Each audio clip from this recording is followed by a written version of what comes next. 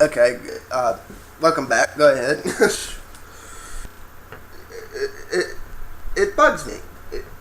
I would rather they teach this is the language and teach them how to do it on the tools that are available on Windows, Mac, and Linux. The only reason I knew what the tools were was A, because I use Linux, and B, there was one other person in the class that was a largely Linux user. Like when I go to hire people, but every so often I go back to do a new language. Like just 2 years ago, actually, I went to get a refresher on the latest version of PHP and the latest implementations of C# and A. So, like, I'm familiar with the languages, but I always try and get a refresher every now and then, Sure. just to keep up with them. And it made my head hurt the way they were teaching this class, because I was just, and I went to the instructor. It was clear. Like, I hope he's not watching, but it was clear the instructor was literally teaching exactly what he had been taught to teach. Because I went up to him and asked, okay, what's the Linux equivalent, which I now know for the tool sets we were doing, thanks to the other guy in the class. But, like, the way in that class they were teaching to write a drop-down Java menu wasn't to write a drop-down Java menu. They said, go to this company that sells this thing for $50 and use their free version that generates code. And by the way, their code was sloppy. Their code didn't allow for right-clicking or anything. I went back through this code, and I'm like, okay, by the way, do you know how to fix this and this so you can actually right-click and use tab browsing with this menu and everything else? And he didn't have any clue what I was talking about. I started talking about where's the href and other stuff. He started looking for link to find the href code and other stuff. I eventually found it. I found how to fix it. To this day, if I'm not going to write it myself, I still prefer to go to Dynamic Drive, which actually has good, well-written code. But yeah, that's a great resource. That's a great resource. That's a good point you're making too. And I think a lot of people, my question is, you're supposed to be preparing these people for the world. Why isn't this course if this course is going to tell them to just go somewhere and use someone else's code, why not send them to a good resource like Dynamic Drive rather than send them to a WYSIWYG editor that's a free version of a paid software, which obviously has large portions of the code removed, so they'll buy their $50 software. I don't see how that's helping the students at all. no, and it isn't. And I think for a lot of those students that never in their wildest dreams will they ever imagine actually being outside of their element where they don't have these tools and they don't have these GUIs that they can work with. And I think you hit it right on the head when you said that I think the schools, the educators, are to blame. They really are. Well, no, it's like in the PHP class was teaching. This made my head hurt. They were teaching PHP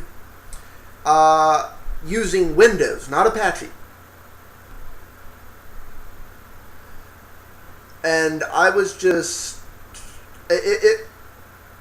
I guarantee you, 9 out of 10 of the people who passed that class with an A cannot actually write PHP. Because I took the PHP that was working in the Windows, I always call it the wrong thing. I want to say SII or SSI or whatever. Windows IIS, thank you. Windows version of Apache. And it ran fine there. With root acts, with full admin privileges and everything else, which was how they had all the demo machines class turned off. The moment I stuck that code on a Linux machine with multi-user permissions, none of it ran. All of it had minor tweaks that needed to be done. I'm like, and that would be the same problem even if it's a Windows machine, because I guarantee you an actual internet server is not going to be configured all open. It's even if it's Windows. It's not. You're not going to have full write access and other things. So you need to know how to fix the permissions and what permissions you need and everything else. And if for some reason the version of PHP loaded on this server won't accept the short format and you have to change everything to long format and echoes, I was just like, what are you teaching here? It's like, Like, the only reason I got anything out of those classes is because I knew the questions to ask that they weren't answering. And they didn't really know how to answer those questions. Which scares me.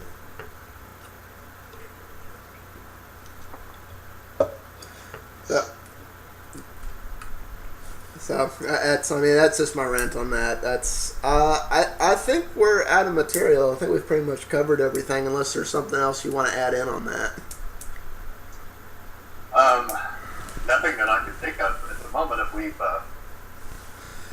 maybe we've skipped all over the place, covered nearly everything. Like, is there anything in particular we left out that I'm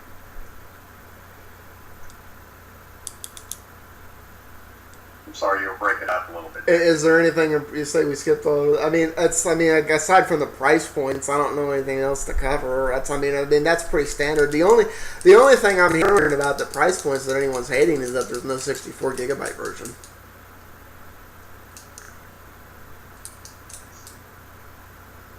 And no WebM support. Oh yeah, thank you. Yeah. I think that's the next war here, and I think that's why Apple's trying to label Google the big bad.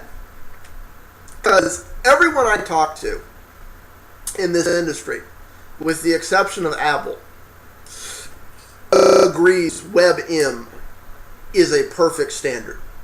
It's open source. It has no licensing fees, either to browser, end user, to anyone.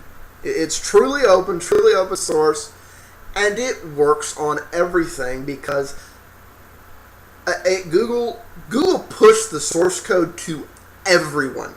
Like, even though very few people actively support it right now, everyone got it. Google didn't go, here's this great thing, come to us. Google went to everyone and handed it to them.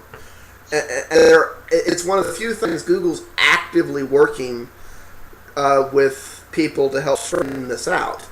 Right. And the fact that they've got Adobe on board with this too, it's like, this is going to be the new codec for Flash also. I'm really having a hard time finding, possibly as early as the end of this year, at a max 2 or 3 years from now, anything other than the iOS platform that isn't going to support WebM. I mean, can you find anything? No. I don't think you'll be able to. I think that comes back to the whole Flash argument.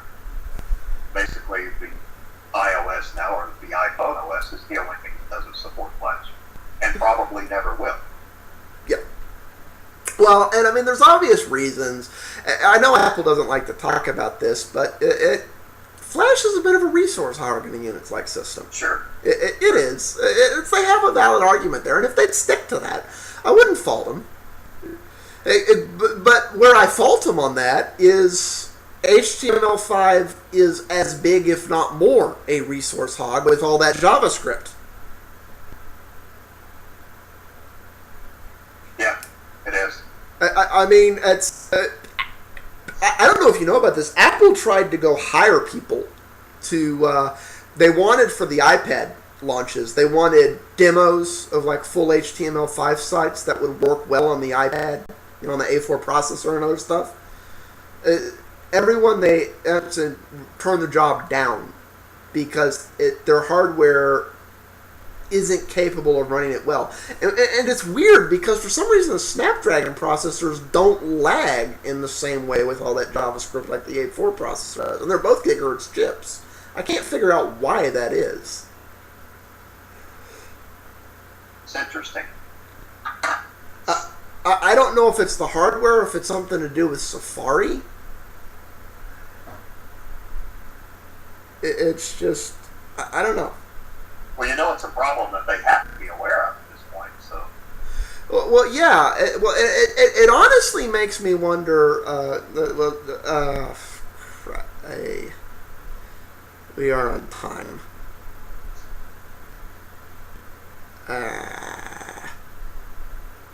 I guess they're gonna make one more very short part.